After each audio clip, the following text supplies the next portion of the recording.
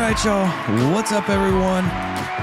We're here on a special edition of Epic Nerd Time, and I'm talking. It's so special. We're down in the Gallows, guys. The creator, writer of the Gallows Man, Store Brand Comics podcast co-host, and Dismay Comics owner and writer, Mr. Brandon Ingram. Holy crap, man! Thank you so much for the free comics. And I know we asked this already, but everything going good today, man? How are you doing? Yeah, it's going pretty good. Thank you. That was a really good intro. Thank you for nailing it all. Yeah, things are going pretty good. It's the beginning of the week. You never know how it will truly turn out, but at the start of it, it's not too bad. Yes, sir.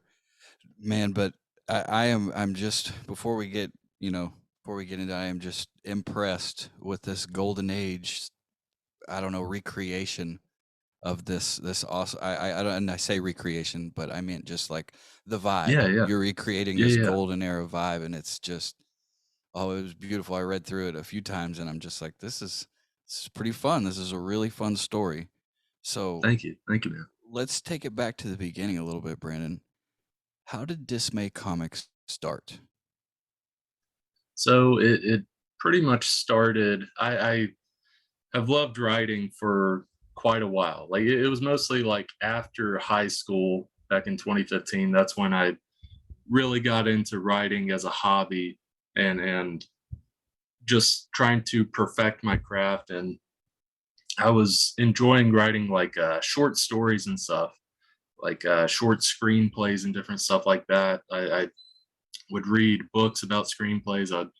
I'm still a part of like some Facebook groups regarding screenwriting and all that stuff. I don't really check up that much on those screenwriting groups that much anymore.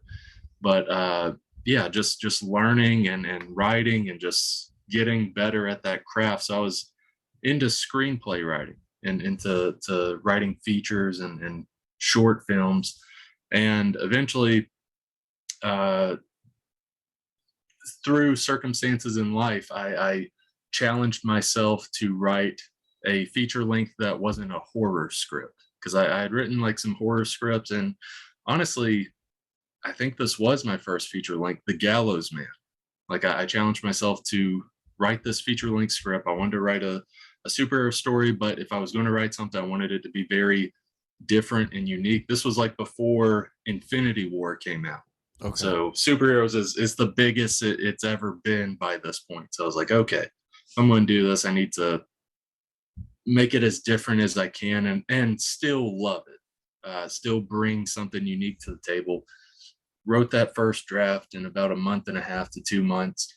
It developed over time and put it into different screenplay contests and stuff. It did all right. It didn't do amazing. It didn't win any awards or anything. But what was good is I got constructive criticism back, and that was very helpful, not only for that script, but just me as a writer. Yes. In developing how I write. And so from there, around like 2019, early 2019, met a comic writer, and he kind of like somewhat inspired me to maybe start writing some comics in a way. So I took some of my horror scripts and edited and converted them into comic scripts, and hired comic artists that I found through DeviantArt and various platforms, hired them to work on those. And then around 2020, early 2020, before the pandemic hit, that's when I had the idea of like, well, nothing's really happening with the Gallows Man, the feature length screenplay I have. Like, I'm working on all these comics, and like I feel like I'm doing a decent job at making these comics, and I have all these artists I've worked with. Like, why not try to have the Gallows Man become a comic, basically? And so I edited it, uh, uh, worked it out. Narratively, it was exactly the same. Like the comic's exactly the same as the screenplay narrative wise, but things had to switch around and work around for it to work as like a 4 issue miniseries. Um, but around that time, like a couple months before that, that's when I was like, okay, if I'm going to actually make these comics and produce these comics, I got to have like a name, like a publishing line. And so the horror comics I was making, it was all an anthology series. And it took me a few hours to think of the name of that anthology series, which will be Dismay Avenue. That'll eventually see the light of day, uh, either at the end of this year or beginning of next year. So it took me a little bit to think of Dismay Avenue. It's a mix of I love the Twilight Zone, like the old classic Rod Serling Twilight Zone. Yeah. Um, it's a mix of that type of storytelling and horror, as well as like some more modern psychological horror elements. Because dismay doesn't entirely mean like scary or terrifying. Like it's like unsettling or disturbing things that can happen in your life. It doesn't entirely mean typical horror or this specific brand of horror. So there's various stuff you'll see in that. But anyway, sorry, I ramble. That's all right. That's what we're here for. With that name, took me a few hours to come up with Dismay Avenue. After that, Dismay Comics took about like 10 to 15 minutes to come up with, because I just pulled DC and their detective comics thing. I was like, yeah, my first comic, Dismay Avenue. Yeah, Dismay Comics. That'll be my publishing line. So that's kind of how the Dismay Comics came about. That's awesome. Kind of continuing it with this. So you say the Gallows Man was something that you had way before even thinking about putting in a comic book. Yeah. The first draft of the screenplay, I finished that late 2017. Gotcha. Yeah. Now, so where were you, like, did a light bulb go off in your head when you're like, man, I should just make a comic with this? Because I mean, it seems like you just have like this awesome idea on the back burner, and then it finally just was like, ding. Did that was there a moment like that with this? Well, it was one of those things like, had I not made those horror comics, because that's kind of what I was with those horror scripts I'd written before. I eventually made those into horror comics, and it was kind of the same thing with the Gallows Man of like, why don't I just do that with the Gallows Man as well? Like I can go through the script, see if it can work as a comic first. First, I need to see that, because there's a couple horror scripts that I've written before that I don't think I could be able to convert to a comic, just for media purposes. Like I don't think it'll translate as well into a comic. But yeah, when I was going through the Gallows Man, I was like, oh crap, like yeah, there's some editing that needs doing, but like this could work. Like as I'm reading, I'm like, okay, so if I did this, I don't want to do graphic novel. Um, I do want to do issue by issue, because I do want to go kind of like the classic comic feel, because it's a It's a golden vibe. age. Like It's an old school vibe you're going for, man. You can't exactly, lose exactly, that. exactly. So I got to go with the floppies. I got to go with Yeah. floppy copies, and so from there, basically, like it was just reading through it and like, okay, bam, that's where issue 1 can end, and then right here, that's where issue 2 will pick up. Bam, issue 2 ends there. Bam, issue 3 ends there, and it was just kind of fitting that, and then working that out and being like, oh crap, like this can definitely work. And edits definitely have to happen, and still do happen as we're still working on it. But yeah, it seemed to all fit in place, really. You know, it's like I do another podcast called Guitar Prize Podcast, and ZZ Top, you know, when they wrote Tush, it just kind of fell together in 5 minutes. It's like it's kind of seems what happens when you get that good idea and lightning in a bottle. It just doesn't take long. It's just Exactly. there. It just kind of channels out of you. Um, you seem pretty well versed in writing. Are you just self-taught with this? Uh, yeah, for the most part, like I had a good English teacher back in high school. But that was the thing, was when I was in high school, I wasn't like I didn't like love writing or anything like that. It wasn't till like I look back on it now and I was like, well, there was an instant here, an instant there where I wrote a short story and really enjoyed it or whatever. But like at that time, I was just like, yeah, I'm doing an assignment. I'm just trying to hang out with friends or whatever. Uh, but yeah, looking back on it, there were instances where I was like, okay, I did like it, and I guess like kind of a something that I look back on now, I think did help.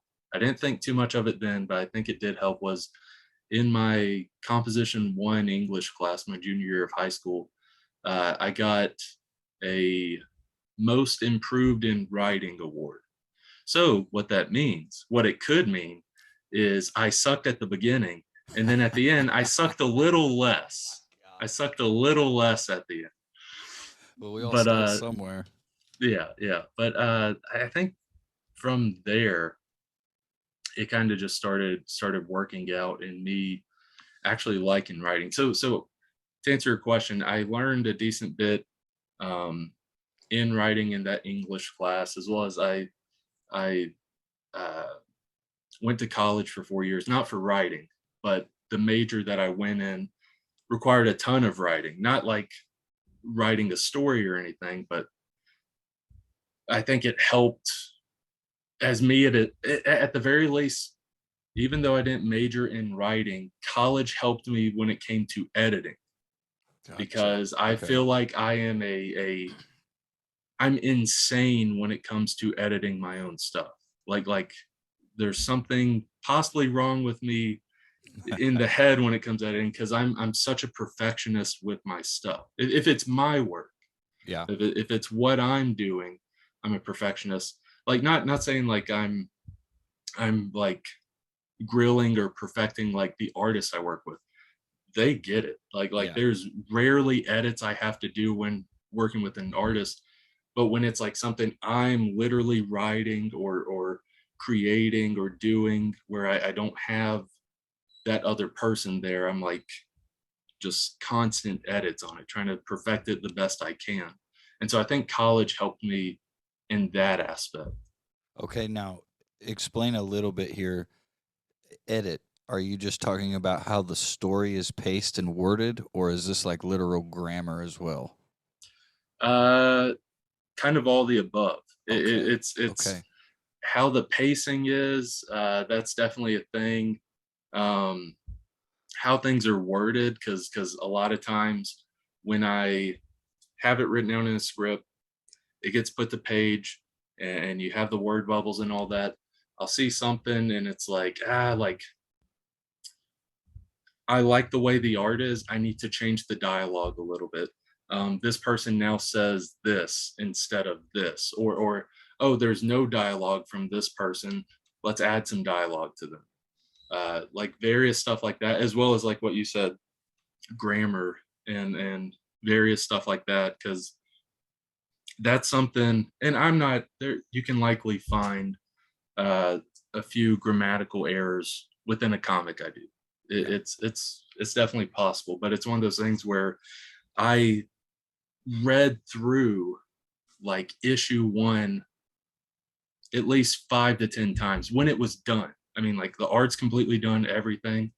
Read through it like 5 to 10 times, just trying to look for those little things to the point where I'm at like read 7 or 8, and I'm like as soon as I finish, I'm like, oh yes, the last time I have to read this. Like I enjoy the Gallows Man. It's just like the amount of times I have to read it within a certain period. Like Yeah. reading it 7 times within like a week or two.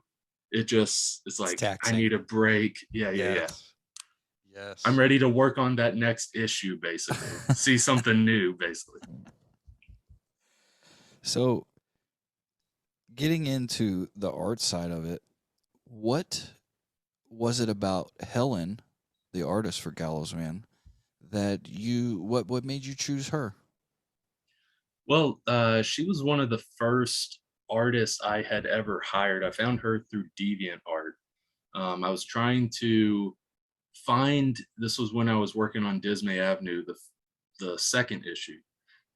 There's 4 different stories within that, and I was trying to find an artist who could do like a Dr. Seuss-esque art style. And so I was just scouring through the pages of DeviantArt. Hours later, eventually find Helen's artwork, find her page, and see that she's very adaptable, and some of her art stuff kind of fit in that Dr. Seuss realm. So I was like, okay. I reached out to her. She got back with me. I was like, hey, I'm working on this 15-page horror story. Wondering if I could hire you to work on it. Like, what's your page rate? All this stuff. And eventually hired her for that. She did that. It's I think, a great little horror story. And then after that, maybe a few months later, there's a 1-page like little horror comic. Like, it'll be in the first issue of Dismay Avenue.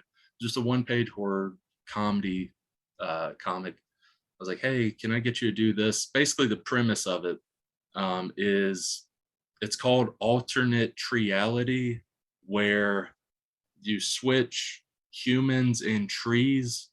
And what that looks like is you have these like tree-like beings that are chopping down humans and like That's in the crazy. woods that they're like planted. There's also like people protesting, like, or I say people, trees protesting in front of like Capitol buildings, saying like stop killing the humans, that sort of stuff.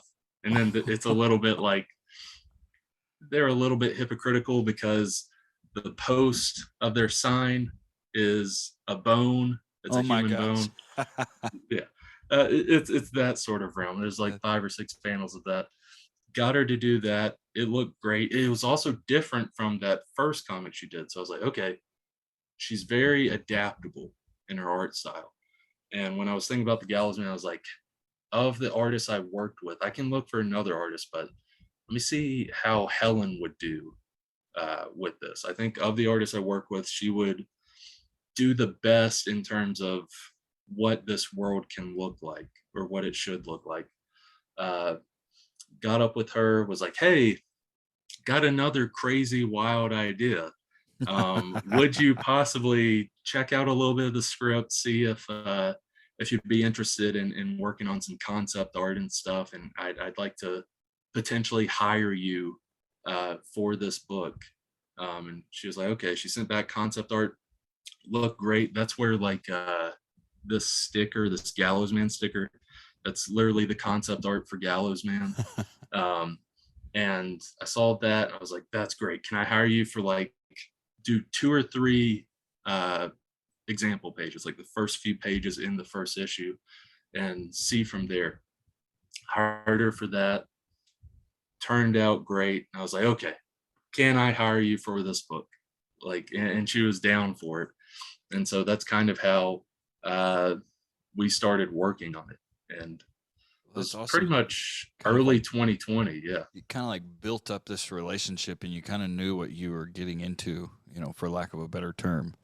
Oh yeah. Then Yeah. you guys have probably already had a little bit of synergy going. So, I mean, it probably makes it even better.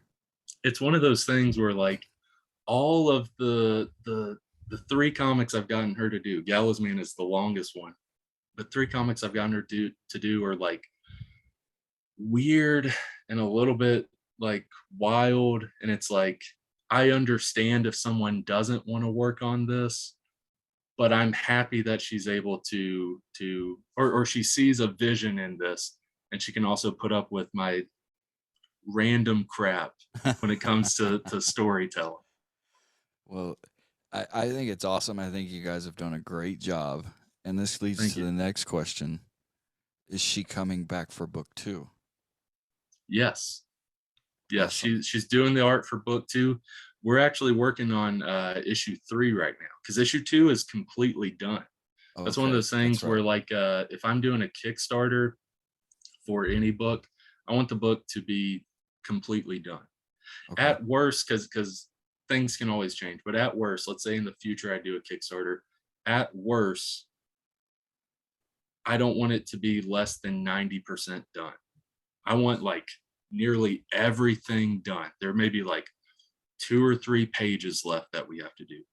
But if I'm going to do a Kickstarter, I want it to be completely done so I can truly guarantee to those that are willing to like pledge and back the project that like, hey, you're going to get this. Like it is done. It's not going to be like 2 years down the road Yeah. when you Yeah. finally get this comic. It's like, no, it's done. Literally, as soon as the Kickstarter is over, we're ordering the books, we're ordering the materials, and you'll get it in the next 2 to 3 months, that sort of thing. Well, guys, speaking of that term Kickstarter, guys, you can head over to kickstarter.com right now. Look up the Gallows Man, and I believe it'll pop up as Gallows Man 1 and 2. And you Yeah. can jump on this awesome train and go head onto a new era of Golden Age comics. I want to ask this because I said this to you in a message. Newsboy is vibe, man. That guy is awesome. How in the hell did you come up with Newsboy? And was he always around since the beginning, like when it was just like a horror script, or in the Uh, early stages of it? yeah. With the screenplay, yeah, Newsboy was always there because I was always wanting like this Batman and Robin type dynamic. I wanted that dynamic going because in the first issue you can see like some influences and some parallels with Batman because Yes. there is like influence like it campiness and fun feels like 1960s Adam West Batman show, but also just like different dynamics. Like you have Gallows Man and Newsboy. And Newsboy, he's somewhere between like 10 and 13 years old. That type of Robin. I'm not saying he's like 17-year-old Robin. Like, no. This is like whenever Batman first came on the scene, a kid that may have not hit puberty yet, basically. uh, that's basically what I wanted to do with Newsboy. And yeah, the idea of the costume for Newsboy, like I always had this idea of like this executioner style costume for a little kid because I thought that's like so interesting. This like little, let's say he's 10 years old, this little 10-year-old just in this like an executioner costume.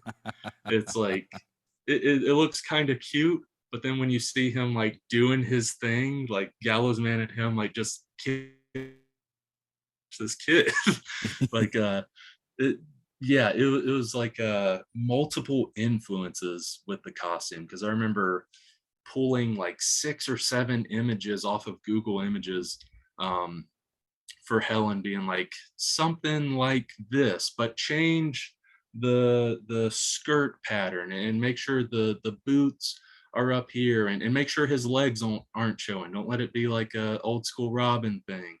Like just pulling different elements from different images online and forming him into what you see on the page, basically. Let's dive a little bit into the art. When you seen the first depiction of Newsboy in some sort of drawn form, was it right on the money from the beginning, or was there any changes? It was spot on to the point where in this Kickstarter that's going on right now, because like this sticker was from the first Kickstarter, which you can still get it as an add-on for the Kickstarter that's going right now. But for the Kickstarter that's going right now, um, one of the stickers we're including is a Newsboy version of this. So this is Gallows Man, So but a rad. Newsboy sticker. And that Newsboy sticker was the concept art for Okay. Newsboy. And so it looks pretty much exactly like he does in the comic. So yeah, like even before Newsboy hit page, just the concept art, she nailed it. It was like, yes, that's it. And then got it to page and it was like, perfect. That's exactly what I wanted. This child who is just happy go lucky, going along with it, doing his golly gee Gallows Man, like the classic way Yeah. Robin would talk to Batman and stuff. Well, Newsboy has been through a lot, or at least has seen a lot. Cause holy Oh yeah, crap, yeah, for a yeah, 10-year-old, oh that's yeah. hilarious. So I got to back this up because I have it on my head. When you're writing this stuff, are you writing it kind of like we would see a script in a movie, or do you have it celled out in a way? Like, how are you physically writing this? So when I'm writing it, it is very much like acts in a movie, like how Okay. you would see a movie play out. Um, I'm not trying to like boost my ego or compliment myself or anything like that. But with the Gallows Man, as it's going on, like it's decently paced, Mhm. like mostly because it had that initial movie or screenplay type of writing. So it's paced as that, but it still has that comic book completion in one issue. Like, yes, it might end on like a little bit of a cliffhanger, but it feels like you got a good bit of a story, if not like a complete story. And then it's like, well, let's see the next episode, that sort of thing. Okay. I think that's awesome. I kind of was curious because I'm just like, how does this physically come out? Because I would just be like a mad person in the corner. Does it ever feel like that sometimes? Uh in the beginning stages, it can feel like that because you're trying to figure out um especially if you're first time seeing a script get turned into that comic, the first time you're laying eyes on a page, when you see that and you see the pacing of a page with panels, you're like, maybe I need to adjust some things as we're going. But as it's working along, you're pretty much fit into it. Like you're able to, if edits need to be done here or there, uh, it can happen, but you're able to adapt with it better as those pages start coming along, basically. Do when these pages start coming in, does it help you better tell the story? Yeah, yeah, and in all honesty, yeah, because it you have a vision in your head. Like you can read your own story or your own writing or whatever, and you have a vision of what this person looks like, what they sound like, exactly the type of facial expression they have. But once you see it on page, it's a little bit different. And it's different to the point where you as a writer, you see it come out on page and it's like, oh crap, like that looks better than the thing I had envisioned. Like, yes, this is what I had written down, but the thing I was envisioning, like how his face looked in this instance, like, yes, I wrote down the expression he had, but I had a different idea or thinking of that expression. Then I see it here. It's like that actually works a lot better, Yeah. as well as the way it's laid out, going with the panels and how the panels look. Because I'm not a comic artist, like I can do stick figures. I admire art. I'll go to an art museum any day of the week. I'm not a good artist though. So it's one of those things where you have to have that trust and that relationship with your artist to let them do their thing. They're a professional at that craft. You can be good or a professional at the writing part, but you have to understand that like you you can read comics and stuff, but you don't truly understand or know panel layout or page layout like the artist does.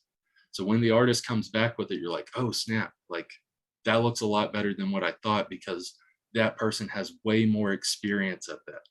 So I'm working with them. It's like, yes, that looks good. That looks way better than what I thought. So You gotta have that coexistence with them. Like, yeah, there can be edits here and there, but also understanding like especially if you're just a writer and you don't do art, like you're not professional or you're not good at art, like panel art or page layout. They are. They are good at that stuff. so it seems like that panel selection and page layout can definitely help with pacing. Oh yeah. Oh yeah, for sure. Okay. So we'll jump gears a little bit. It seems Gallows Man has some pretty, I don't want to say basic, but I'd say archaic style weapons. Yeah. Yeah. Um is Gallows Man an old school man?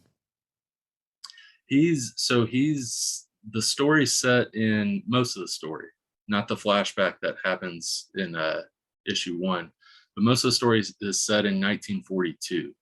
So you're gonna have like older weapons and stuff. Like at the beginning of issue 1, you have a character named Walrus. He has a pistol, but it looks like an older style pistol.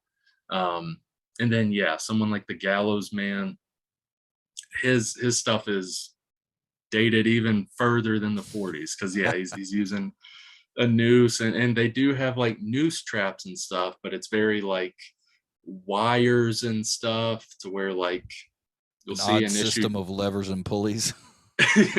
You'll see in issue 2 that like sometimes those little traps or contraptions they have can like mess up a little bit, because that also takes some influence from like Batman and stuff. As Batman has his gadgets, he has his traps and different stuff like that. But this is 1942, like there's going to be some issues here or there with some of those gadgets or traps, so it kind of plays into that. That's that's awesome. I can't wait to see some of the gadgets actually kind of fail. I wouldn't say fail, but you know what I mean. Yeah. Is Gallows Man, and I don't want to. I guess it's not a spoiler since book one's out. Is Gallows Man and Bart Dickerson the same person, or do we have Yes. like a Moon Knight kind of thing going on? If people want to believe that, sure, but no, I won't leave it open ended. Yes, Bart Dickerson and Gallows Man are the same. It is one of those things where it's like who he truly is the Gallows Man. Like Bart Dickerson's more of the mask or the face he puts on. Gotcha. Because it seems like Bart really just wants to be a superhero. Yeah, Like, I mean, exactly. he doesn't care about anything else. I mean, hell, even the dogs got the dang costume. Yeah, yeah, and yeah, you have him literally sleeping with the mask on, so it just kind of shows there. Yeah. I loved how he is there. I'm trying to think of a great way to phrase this. Is there a connection between Gallows Man and and Bart's day job? Yes. Yeah. When writing it, there was that connection because he's this superhero. His name's Gallows Man. It's very that's not a nice name. That's not Spider Man. That's not Superman. Like No. Gallows Man. That implies death. That implies execution. Um, and yeah, he's using nooses and beating up bad guys and killing bad guys and stuff. In his day job, he works at a funeral parlor. So he's kind of always surrounded by death in some way or another. And yeah, when I was writing it, I was like, I kind of wanted to touch on a little bit of like the little joke of like how has no one pieced together that this guy is the superhero, like the Clark Kent glasses, like how has no one pieced that together? Kind of the same with Gallows Man, but just in a little funny way is like guy Gallows Man. He works at a funeral parlor, as well as tiny details like the bicycle he rides to work on. It's the same color scheme as his Gallows Man costume. So it's Okay. like little things that's like that where it's like, I love it. how has no one pieced that together yet? But it's a part of that world where it's like, yeah, I don't think anyone would piece it together. This is kind of. I hope I'm not peeling back the onion too much here. No, no. Does Bart secretly hate his job and just want to be a superhero the whole time, or does he like the compartmentalization there?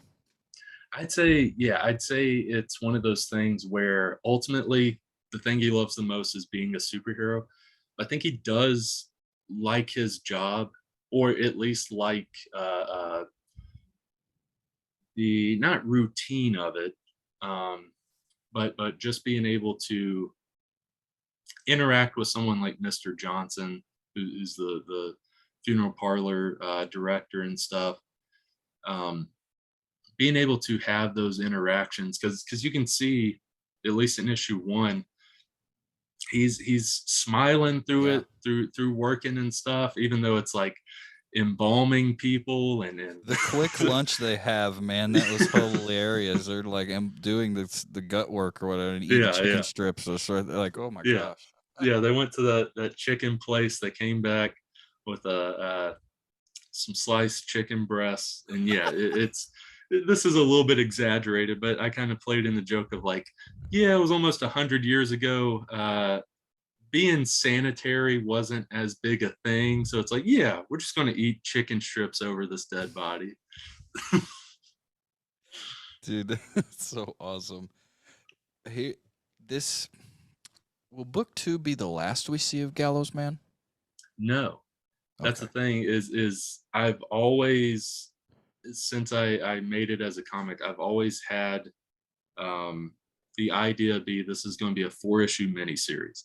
Um, so it's 4-issue miniseries, but each book is like over double sized. Like the Yeah. first issue, just in story, like story alone is 49 pages, and then I have like some extra stuff, like some behind the scenes stuff within issue one. But 49 pages of story in issue one, 49 pages of story within issue two, and issue 3 and 4 it'll likely be the same. So it's 4-issue miniseries, but really like the length of like 8 or 9 issues, kind of. Okay. Um, now, will we ever see Noose Boy become Noose Man? So potentially, Okay. I I don't won't want you to say give too away much. too No, no, much. no, no, no. I will say this. I've thought of a few ideas for a potential sequel miniseries to this miniseries. I've thought of a few potential ideas for that. There's one that I thought of the past couple of weeks that I kind of want to go with. Um, there's some interesting stuff to go with that, and there's also potential. This one is like both likely will happen, but this other one almost certainly will happen. I've thought of doing a like anthology little mini series, or maybe at least like one comic, like one issue of it, basically be called like I'd have to think of a better title. I'll think of that another time. But it's like uh the Gallows Man. Um this isn't the title, it's a Yeah, working of title. course, of course. But stuff within Town City, because that's like the city it is. And so within each issue of that, or at least the one issue, you'd have like 5 or 6 different stories following like characters you saw in the Gallows Man miniseries but didn't see too much of. I was thinking of, I've got an idea for a little hang mutt little story for that, like his dog, like a little story in there following his dog. Um, a little story, I can give a little bit of this.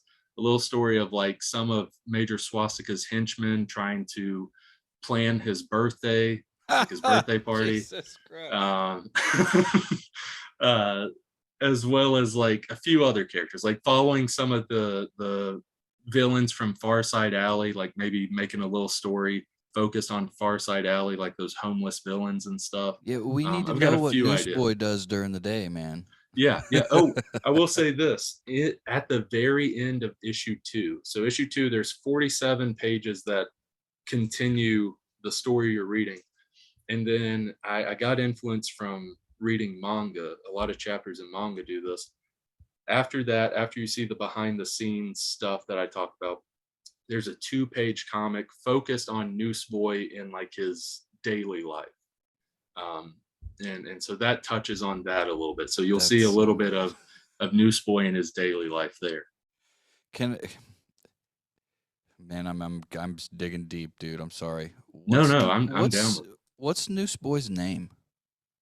So that's actually very like spot on for you saying that. So in talking about that 2-page story that I wrote, his name, I finally gave him a name within that. It's Charlie. I don't have a Okay. last name for him yet. But his name's Charlie. It's canon as of those 2 pages. That's His name is awesome. Charlie. That's so rad. Now, I've read the whole thing a couple times. Um, who is, and I'm probably gonna mess this up. Who is Mr. Swastika? Um, after who is he? Who is he inspired from? Um, a few things like there's many different golden age villains, like a lot of the Nazi villains from the golden age and stuff like that. Some of the absurdity of like I forgot her name, but it's the character that Frank Miller writes in The Dark Knight Returns, where it's the lady that has swastikas on her boobs. Okay. Um, Kind of that type of absurdity of a villain.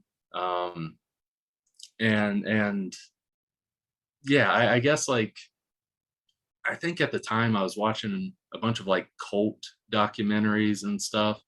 And so, yes, Major Swastika and his group are Nazis. They are Nazis, but he's also, it's almost like a Red Skull and Hydra thing where they like branched off a tiny bit. Yes, they're still connected, but they branched off a tiny bit. And he kind of has this swastika cult he has because he's obsessed with swastikas. Like they walk into his in that flashback, walk into his lair. It's just everywhere. The man is crazily, insanely obsessed with this dumb symbol. Um, the voice, though, the voice, so you'll read it and you see like all this weird spelling and stuff. That's deliberate. I wrote that deliberately. There was one person I was talking to the past couple of weeks. I was like, I think I saw some spelling errors. I was like, no, no, no, no, no. If it was with Major Swastika, all of that was intentional. The reason I wrote it like that is so as you're reading it in that way because his voice is, he's speaking English, but he has that thick Nazi Germany accent, but he has a Elmer Fudd speech impediment, like the wascally wabbit. Yeah. You can see that with the way he talks, but just with that uh, uh, strong Nazi Germany accent kind of. He reminded me a lot of like Skeletor. Like, because Yeah, like yeah, he's yeah. very minion like, and he's like, kind of pointing and clicking and shooting, and I really got into that. That's actually spot on because I every time I read him or as I'm writing him, I picture him with like kind of that high pitched voice a little bit, like Yeah. like towards the Skeletor realm. If And then he has all this other stuff going on, the accent and stuff going on. yeah. But yeah, I've always pictured. I never pictured him having like a deep voice, like "you wascally wabbit." Like I never No, pictured it that. wouldn't work. It wouldn't No, work it that wouldn't. way. It wouldn't. No, it's he's an insane character, but it is a little bit more funnier. He's kind of a buff, kind of big guy, and so Yeah. for him to have that type of voice, the high pitched voice, and this Elmer Fudd speech impediment thing, it kind of plays off of his physical appearance a little bit better, comedic wise. I love it. He calls it minions, but it's winions, or I can't Yeah, yeah, remember exact. Minwins. Min. Yeah, like Minwins or something. Man, that's too good. It really is. Um, Talk about a little bit about the other titles. We were talking about those earlier. Um, are there any other things that you might be working on? Yeah, so the Kickstarter has my focus now, but I am still working on um, Dismay Avenue. I'm such a narcissist. Ever since when I got this printed out, I was like, oh, this is cool. I'm going to hang it on my wall. And the second I hung it on my wall, I was like, I need to take that down. This feels so like egotistical. I hate it, but I do. The reason I keep it up is for these type of interviews because I don't have much comic stuff in my room. So I was like, at least it's better than blank wall. It's better than dull blue wall. So I've got something in the background at least. Brandon, I'll tell you this, man. You need to toot your horn, dude. Don't ever feel that way like, oh, I can't do this or whatever. Dude, you need to. Like, you do it. Keep doing it. It's awesome. Okay. It But is yeah, fucking. like I'm working on that. The thing with Dismay Avenue, I have issues 1 and 2 pretty much completely done. I say pretty much, they're done. I just have to work on a Kickstarter for them. So issues 1 and 2 of Dismay Avenue, they're completely done. And almost all of issue 3 is done. Uh, there's one story I got to get done, I got to find a new artist on. But I have stories written to at least issue 6 or 7. Like I have it that far written out to where you could at least see up to Dismay Avenue 6 or Dismay Avenue 7. That's not saying like there can't be more, because I always have horror ideas. I can always write more. Um, but yeah, it can stretch that far. And recently, I wrote an outline. I won't say too much because I'm looking forward to writing more on this, and plus it could always change as I'm writing. But I wrote a outline for a series that I was really interested in, like kind of historical fiction. But the reason I say historical fiction is it's set in a specific time, like like like uh, uh like 800 BC basically, and it's specific look, specific style, but made up nation names. Like the nation names, it's fiction. These aren't real nations, but it's set in this time period. Um, and that's going to be kind of like a war drama slash a little bit of horror slash kind of a little bit of a family drama in a way. Family gets roped in eventually. Eventually, everything turns into Dom Toretto, and family gets roped in. Everything. uh, but yeah, with that, I'm really looking forward to that because I wrote the outline, and then a couple months ago, I finally wrote the first issue of it because I had that outline. I was like, I don't know how long this series is going to be as a comic. At first, I was like, it could be like it could be anywhere from 5 issues to 20 issues. Like I was like, I have no idea what it'll be. But the second I finished writing that first issue, I was like, okay, I know exactly the pacing now to where it will likely be like a 12 issue maxi series. I'm looking forward to continuing that again. I have the outline completely done. I know how it starts, middle, end. I have all that. I just got to write issues 2 through 12 on that. I hope to eventually get that out one day. I'm looking forward to that one. I'm looking forward to more Gallows Man. I'm looking forward to more Dismay Avenue. But yeah, I'm just looking forward to these newer things like with that. And there's always keep a journal on my phone. There's always ideas that you can always pull from and write something off of it, a comic or whatever. So there's likely a lot more to come out eventually.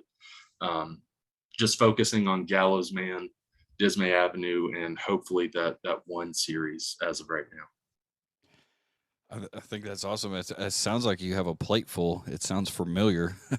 um, now, in issue 1 of Gallows Man goes through some shit with Major Swastika. Oh yeah.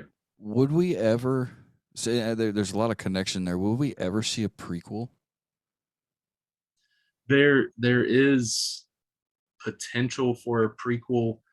Likely what it would be is not entirely a prequel miniseries, but likely some flashbacks within the sequel series to the Gallows Man, as well as like there might be some stuff within that anthology series I mentioned.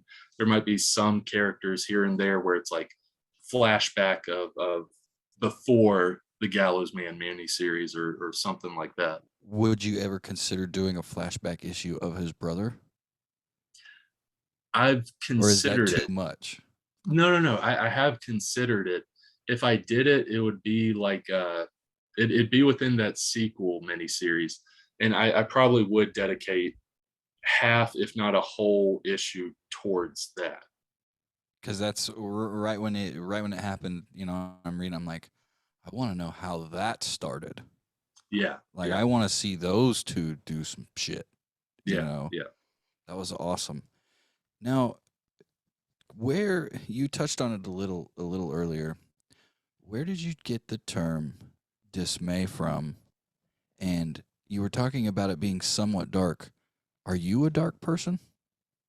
Uh, that's the thing is like I don't think I hope I'm not. I don't think I'm like edgy or like goth or like emo or anything like that. Not that any of that's really bad. Edgy can be bad, but nothing wrong with being goth or emo. I don't think I'm any of those things, but I do have I mean, I feel like I have a very open and like I have a very open sense of humor. Like I can nearly find almost anything. There can always be some stuff, but almost anything I think there can be humor within. So with saying that, I think I have like a dark sense of humor sometimes. That doesn't mean all of my humor is dark, but I am willing to hear or listen to dark humor. Um, but not entirely like that specific edgy humor. I like watching stand up and listening to stand up. I'm not a stand up comedian. I would never be able to do that. Um, but like I used to like a comedian, Anthony Jeselnik. Okay. He's still not bad. He's a good writer. The way he can write a joke, the punchline, he's perfect at that. But half of his jokes are kind of leaning on that edgy side, just for the shock value of like, oh my gosh, he said this, or oh my gosh, like I can't believe that would happen.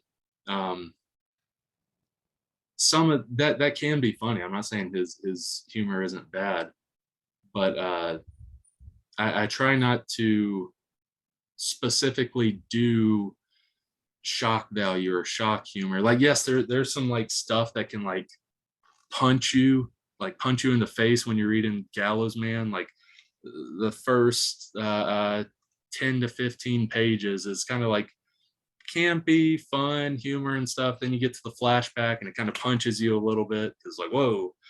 But it's not meant to be like edgy or anything like that. I'm not trying to to shock you or It's anything. literally a modern day version of golden age horror. Yeah, yeah. It really is to kind of put a, people always want to put a name on something. It really is like a modern day version of just golden age horror. Like if they would have had horror back then and showed blood and guts like that, Yeah, yeah. that would have been it. It's like it's like a sweet version of that weird Science Tales book from way back in the Oh day. Have yeah, you ever yeah, read yeah, yeah, those? Like yeah, yeah, yeah. I know what you're talking about. they're nuts. They're Yeah, some of the stories are fun. Man, I'm looking on Kickstarter and it looks like you guys have reached the funding goal. we did. I'm extremely thankful for everyone that has helped with that. It's incredible the amount of support that has came for continuing the series, because this is a Kickstarter for issues 1 and 2, so anyone can jump on it. But we had a Kickstarter for issue 1 last year, so this is also continuing it for those that read issue 1 last year. I'm glad it's able to continue. The 500. So if anyone looks on Kickstarter and you look at prices, the funding goals that people set, and you look at mine, you're like, you set that pretty low. 500 is a pretty low goal compared to other comics. The reason I do that is I just want to get the book printed and given to people. Like I pay out of pocket for hiring artists and various stuff like that, and I have no problem with that because I've saved up over the years for that intent, Mm-hmm. for putting my money into that. And so whenever I have a $500 goal or whatever, I just want to get it printed for those that back it. Um, and it's one of those things of like, if I set it too high, not saying I'm like, I guess a little bit, but not saying I'm entirely scared of like, oh, if I set it this high and we don't reach that goal, then no one gets a book. Like you don't get charged if it doesn't reach the goal. So there's no like awful thing that happens to the people that back it. But it's also like, well, you also can't get the book now Yeah. because we didn't reach our goal. I think part of that mentality that started with me was I'm willing and free to admit this. I had a Kickstarter that I ran back in 2020 for the first issue of Dismay Avenue. This is before I knew anything about like marketing. I still don't know a ton about marketing when it comes to Kickstarters, but at that time I knew literally nothing, to where I didn't reach out to that many people before it started. I reached out last minute to people as it was going, and I set the goal extremely high for my first Kickstarter. I set it for $2,000, which can be reasonable, but I didn't reach out to people, so it did fail.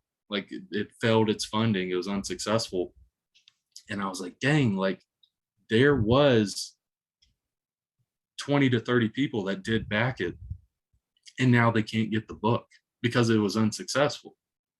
So I was like, I don't want to do that to the people that did back the book again. Yeah. So I'm willing to keep that stretch goal low, a goal that I know I will hit. I know I will hit it. And don't know when in the Kickstarter I'll hit it, but I know by the end I will definitely hit. That way, those that did back it, I can print it for. I can get it out to them. Yeah, you are buying the book instead of just waiting, Yeah, to like yeah, exactly. wondering. Yeah, yeah, exactly. So, when is the next Kickstarter? So the next Kickstarter you'll see from Dismay Comics will likely be for Dismay Avenue 1 and 2. Okay. That'll be most likely, almost certainly in the fall of this year, um, possibly the beginning of 2023, but I'd like to get it out around October, uh, scary, spooky time. Halloween time, Yeah, man. You got to exactly. hit it while it's Exactly. hot, babe. Yeah, That's for sure. exactly. Um, that, and then the Gallows Man #3, it'll be issues 1 through 3, but the third issue, that Kickstarter, will likely be sometime between January and May of 2023. I'd like to get it out around January. That's what I would like, but there's always potential for things to pop up. But yeah, I hope to see that Kickstarter go live January or February of 2023. That's awesome. So, what, besides the horror and besides everything else you might be doing, being a podcast host, full-time job, man, and all this other stuff, what's inspiring you these days? Um, uh, I I know a lot of people don't want to hear this. I'm only going to touch on it some, but I have a strong faith in God, and that kind of just helps me just push on with various stuff in my life. I've had struggles. I know a lot of people have had way worse struggles than me. I know I'll have struggles in the future, but yeah, like in doing this stuff, like that's just helped keep me going, keep me pushing on, even amidst all the busyness, full-time job, making comics, podcast. The podcast is really just like that's the breather of the week. Like Yeah. that's me and my buddy. That's just us. Like we don't drink, but that's basically us sitting down and drinking a cold one, basically. Mm-hmm. But yeah, it's kind of having a little bit of a faith-based perspective has definitely helped me push through. There's nothing wrong with believing in something, especially in a higher power. And I mean, if it can help whomever, from Joe Blow to you to me to anybody, Yeah, get yeah, through the day, like, let it hit, man. yeah. Thank you. When you're not writing or you're not doing this besides working, what are you doing? Do you have a family? Do you have a dog? Or are you just I like constantly comic full bore? uh surprisingly, I when Kickstarters aren't going on, Yeah. in a week, when it comes to working on comics, when a Kickstarter is not going on, it's like 3 to 5 hours a week. I'll be working on Kickstarters. That includes like editing, like Helen will send me pages and I'll make corrections, or half the time, because she's so good at just envisioning the page, I just type back, looks good. Because she's just so good at it. Yeah. It's like, well, there's my job done, looks good. but but yeah, aside from that, I love uh going to see movies. Like I'm huge into movies. I guess that was kind of an inspiration or influence of me originally writing screenplays and stuff. But yeah, I go to the movies as much as I can. um I'm not playing video games anymore. I think making comics and stuff kind of sucked me out of that, for better or worse. Me personally, because I do understand video games are and can be a very not how the media will portray, but can be a healthy uh, coping thing, or Yeah. de-stressor. I won't be like on the media where it's like, oh, video games are causing all that. Like, no, that's not the case. Now, that doesn't mean people can't get addicted to it. Yeah, you You can definitely get can addicted abuse it. to anything. Yeah, you can get Yeah. abused. You can abuse it. You can abuse anything, though. You can get addicted to anything in life. Um, but yeah, I think it it was kind of that for me, to where me playing video games, it was a de-stressor a little bit, but again, this is just me. For me, it was a waste of my time, where I could have been putting more of that time into creative ventures like writing these comics and stuff, like getting them made. And it was one of those things where I had to gradually kind of nudge it out of my life so I could have a bigger focus on this, because it was one of those things where I was looking at all the stuff in my life and I was trying to prioritize all the stuff. And priorities are my faith, my family, um, my job, and then it goes from there. Then finding other priorities, and it was one of those things where it's like I don't have enough time to do both, like video games and making comics or reading comics or whatever it may be. So gradually, comics and making comics kind of took precedent for me. That's just my experience. Well, when you've got titles and things and artists that are helping you and you see these things realize, like, it's hard not to get excited. Oh yeah, It's yeah. hard not to It's put that stuff down and be like, I'm going full bore at this because this is badass.